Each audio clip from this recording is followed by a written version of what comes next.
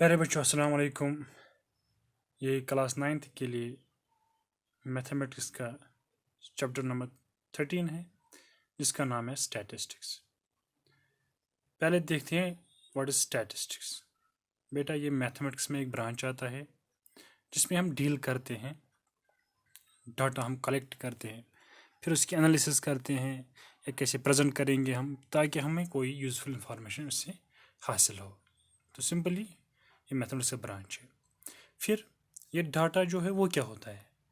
Data कोई भी fact या फिगर्स होती हैं जिनको हम यूजुअली हम ये न्यूमेरिकल डाटा होता है, सपोज पॉपुलेशन का डाटा है, लिटरेसी रेट का डाटा है, यही हम पढ़ते हैं इसमें ताकि हम इसमें से बहुत कुछ रिसर्च करके कुछ पॉइंट्स निकालें, कुछ इन्फॉर्मेशन जो हमें बाद में मतलब ज़रूरत पड़ती है किसी भी गवर्नमेंट या नॉन गवर्नमेंट काम के लिए।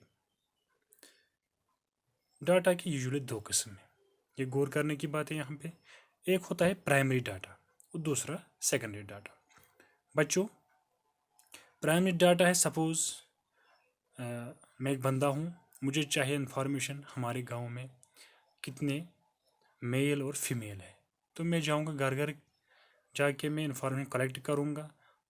तो इस टाइप की जो इन्फॉर्मेशन उसे प्राइमरी बोलते हैं। प्राइम जो हम खुद इन्वेस्टिगेट करते हैं, जब बंदा कोई रिसर्च करता है उसे खुद देखना होता है कि उसको खुद इंफॉर्मेशन कलेक्ट करनी होती है। लेकिन जो दूसरा वाला सेकेंडरी इंफॉर्मेशन या सेकेंडरी डाटा जो होता है वो ऑलरेडी के सपोज हमने ऑलरेडी मेल एंड फीमेल यहाँ पे निकाला था, हमने अपने गाँव सपोज रेगाम का है, इसका हमने देखा था सारा जो मेल एंड फीमेल रेशो है, कौन कितने मेल्स कितने फीमेल्स है। इसके साथ अगर हमने ये भी काम किया हो कितने बंदे जिन्होंने जो लिटरेट है, जिन्हें पढ़ा है और जो अनपढ़ है, तो हमें इस टाइम ये ज़रूरत नहीं, हमें खाली ये चाहिए था कि मेल एंड फीमेल कितने। अब कोई दूसरा बंदा है, दूसरा बच्चा आपकी क्लास में, उसको ये इन्फॉर्मेशन चाहिए कि लिटरेसी रेट क्या है, तो वो मेरी इन्फॉर्मेशन और जो मैंने कलेक्ट की होगी ऑलरेडी वो यूज़ करेगा और उससे अपनी इन्फॉर्मेशन निकालेगा। तो सेकेंडरी डाटा वही डाटा होता है जो किसी ने ऑलरेडी पहले कलेक्ट किया होगा अपनी रिसर्च के लिए, तो हम उसको यूटिलाइज करके कोई दूसरी इन्फॉर्मेशन निकालें। तो बेटा ये हमारा सेकंड पॉइंट आता है, सेकेंडरी डाटा। फिर जब हमने डाटा कलेक्ट किया, कलेक्ट करके अब हम ये रिप्रेजेंट या प्रेजेंट कर सकते हैं कि जो डाटा हम ऐसे ही डाटा लाएंगे, अभी हमने उस पर कुछ नहीं काम नहीं किया होगा। सपोज मेरे पास एक एग्जांपल है, मैं आपको दिखाऊंगा। यहाँ पे हमने डाटा है, सपोज मार्क्स ऑब्टेन 10 स्टूडेंट्स, ये जो है वो ऐसे ही दी हुई है, 55 36 95, ये रफली दिया हुआ है रैंडमली। तो जो अभी डाटा हमने कलेक्ट किया है, अभी उसको हमने किसी टेबुलर फॉर्म में या कोई दूसरी शक्ल नहीं दी है, अरेंज नहीं किया है, तो इसको हम बोलते हैं रॉ डाटा, अनप्रोसेस्ड डाटा या रैंडम डाटा।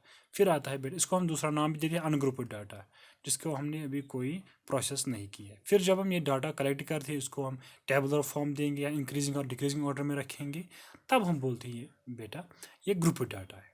इसी ग्रुप डाटा में सपोज हमारे पास कोई इन्फॉर्मेशन मेरे पास है 50 आउट ऑफ 50 कुछ बच्चों के मार्क्स आए हैं 30 35 40 एंड 45। अब हमने रेंज निकाला, रेंज की ये जो लोवेस्ट और हाईएस्ट जो होता है वैल्यू, इसमें उनकी डिफरेंस को हम यूजुअली रेंज बोलते हैं। So difference between highest and lowest values in A data, जब हमने डाटा कलेक्ट किया तो जो लोवेस्ट हम उसको भी नोट करेंगे, हाईएस्ट जो डाटा है उसको भी नोट करेंगे, तो उनकी डिफरेंस निकालेंगे। सपोज यहाँ पे मैंने लिया है 45 हाईएस्ट है, लोवेस्ट 30 है, तो इनकी डिफरेंस जो आएगी वो 15 है। फिर आता है फ्रीक्वेंसी, फ्रीक्वेंसी आता है सपोज हमारे मोहल्ले में कितने फीमेल्स हैं, सपोज 10 है 15, तो ये जो नंबर होता है, मतलब जो भी हम इंफॉर्मेशन कलेक्ट करें फिर हम देखते हैं नंबर ऑफ ऑब्जर्वेशंस, तो इसको हम बोलते हैं फ्रीक्वेंसी। यूजुअली हम एफ से डिनोट करते हैं, तो ये भी आप याद रखिए। फिर जब हमने डाटा कलेक्ट किया तो अब हम उनको दो तरीके से टेबल फॉर्म में लिखते हैं।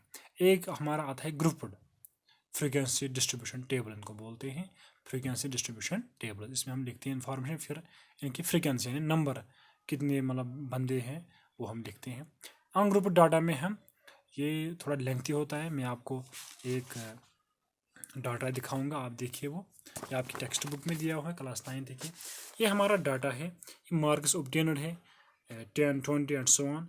अब बच्चे जो है मतलब इसमें दिया है फ्रीक्वेंसी, 10 मार्क्स एक बच्चे को आए हैं, 20 एक बच्चे को, 36 3 बजे जो ये डाटा अब हमने एक अभी ग्रुप नहीं किया है, ऐसे लिखा है, सीधे लिखा है, जो हमने वहाँ पे नोट किया रिजल्ट में वो लिखा है सीधे, और कितने बचे हैं देखो।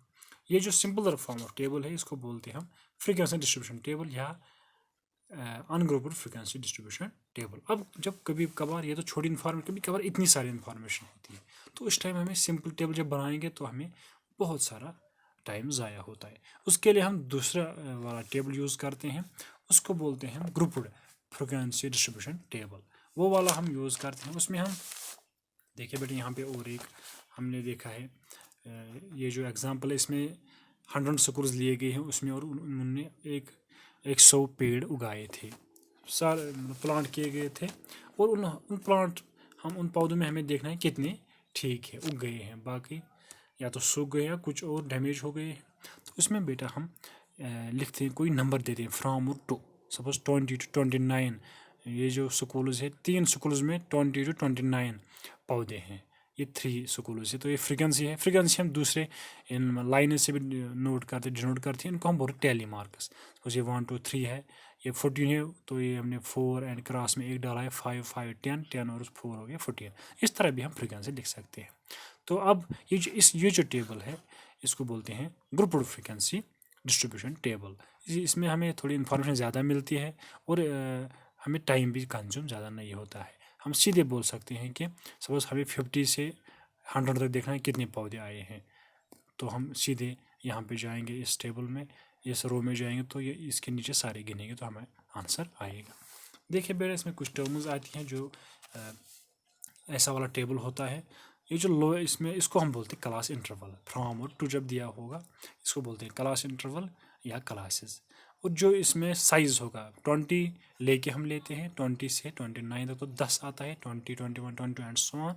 तो यहाँ पे क्लास साइज इसको बोलते हैं। इनकी डिफरेंस क्या होगी या कितने स्टेप्स होंगे बीच में, तो 10 है। जो लोअर वाला है 20 यहाँ पे, तो इसको बोलते हैं हम लोअर क्लास लिमिट। और जो अपर वाला होगा 29, तो अपर क्लास लिमिट।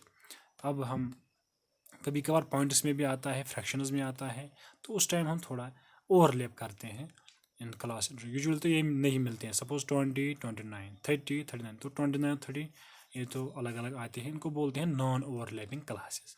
देखिए बेटा इस तरह का। अब जब ओवरलैप होंगे सपोज 20 और 29.5, हमें कोई इन्फॉर्मेशन है 29.5 भी, तो वो यहाँ तक आई। अगर 29 पॉइंट या 39.5 है तो वो इसमें आएगी। तो यहाँ पे देखिए ये ओवरलैप करते हैं क्लासेस। ये जो अपर वाला है ये इसका लोअर है, ये जो अपर है ये इसका लोअर है। इस तरह का जब टेबल आता है उसको बोलते हैं बेटा ओवरलैपिंग क्लास। ये तो हमारा हुआ डिस्ट्रीब्यूशन टेबल।